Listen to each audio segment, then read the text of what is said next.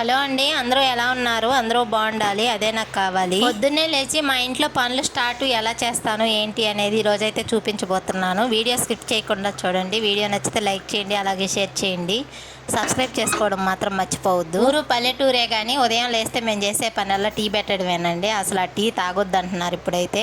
మరి అలవాటు కదా, తప్పదు, తలనొప్పి వస్తుంది తాకపోతే. అందుకని కొద్దిగా టీ పెట్టేసుకుంటాం ఉదయం లేవంగానే. టౌన్లో చేసే పనులన్నీ పల్లెటూరులో చేస్తున్నారు ఇప్పుడైతే. పల్లెటూరులో చేసే పనులు, పూర్వీకులు చేస్తున్న పనులు ఇప్పుడు టౌన్లో చేస్తున్నారు. ఏంటో మారిపోయింది అంతాను. టీ అయితే ఇంక 2 గ్లాసులకు పోసేసుకొని నేను మా వారు తాగేసాము. తాగిన తర్వాత ఇంక బయటికి వెళ్ళి వాకిలి ఊడ్చి శుభ్రంగా కడిగి ముగ్గు పెట్టేసుకొని మళ్ళీ లోపలికి వచ్చి ఇంకా ఇంట్లో పని అంతా పూర్తి చేసేసుకొని పటాలన్నీ తుడిచేసుకొని నీట్గా క్లీన్ చేసుకొని పటాలు పూజించుకొని ఈరోజు పరమాన్నం అయితే వండుతున్నానండి. ఇంకో పొయ్యి మీద కొద్దిగా రాగి జావను అయితే పెట్టాను. రాగి జావ తాగితే బాగా హెల్దీగా ఉంటుంది అని కొంచెం అయితే కాసాను. సరే ఎవరో ఒకరు తాగుతారు కదా అని అందరినీ అడిగి ఎవరు మేము తాగము అని అన్నప్పుడు వేస్ట్ అయిపోతుంది కదా వృధాగా అని అన్నప్పుడు మనం తాగుతామన్నమాట. ఈ లోపు మనం తాగం కదా ఆడవాళ్ళం. ఏం వండినా సరే ముందు ఇంట్లో ప్రిఫరెన్స్ ఇస్తాము, తర్వాతే మన గురించి ఆలోచిస్తాము. ఈ లోపు మనం కేర్ తీసుకోము. ఆరోగ్యం గురించి అయినా లైఫ్ గురించి అయినా ఏదైనా సరే. గిద్ద బియ్యం, ఒక గిద్ద పెసరపప్పు, ఒక గిద్ద పచ్చెనగపప్పు వేసి బాగా ఉడికించుకోవాలి. దీని తర్వాత ఒక గిద్ద పాలు పోసుకొని కాసేపు ఉడికించుకొని తర్వాత బెల్లం వేసి బాగా మెత్తగా అయిన తర్వాత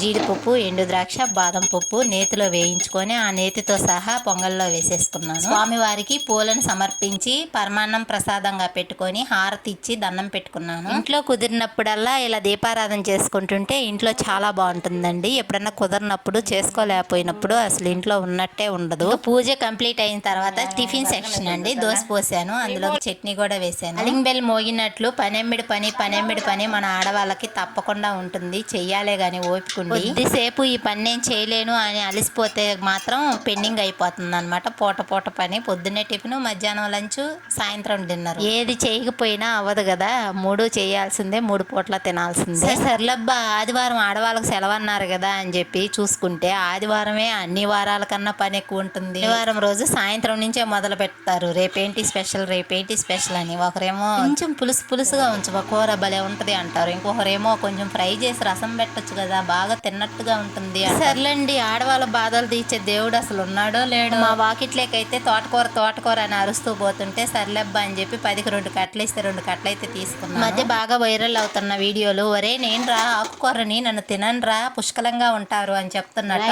ఆకుకూరలు అమ్మే ఆయనకు కూడా తెలిసినట్టుంది. మరి ఆకుకూర 5 రూపాయలకి చిన్న కట్ట కట్టాడండి. అసలు నేనైతే బహుశా ఆ వీడియో దీన్ని చూసుంటాడు అనుకున్నాను. కొద్దిగా ఆకులు వేసి పప్పు చేశాను, తర్వాత మిగిలిన కాళ్ళు అవన్నీ వేసి తాలింపు చేశాను. సంగటి గెలికానండి ఈరోజు. ఆకుకూర పప్పు, అదే ఆకుకూరతో తాలింపు, సంగటి, ఇంకా పెరుగు, పచ్చడి అంటే మామూలే అనుకోండి. ఇవైతే మా లంచ్ అనమాట. లంచ్ అయితే 2 గంటలకి అలా కంప్లీట్ అయిపోతుంది. ఇంకా అంట్లనే ఓ పక్కన వేసుకొని తోమేస్తాము. ఇంకా మళ్ళీ ఆలోచనలో పడిపోతాము సాయంత్రం డిన్నర్కి ఏం చేయాలో.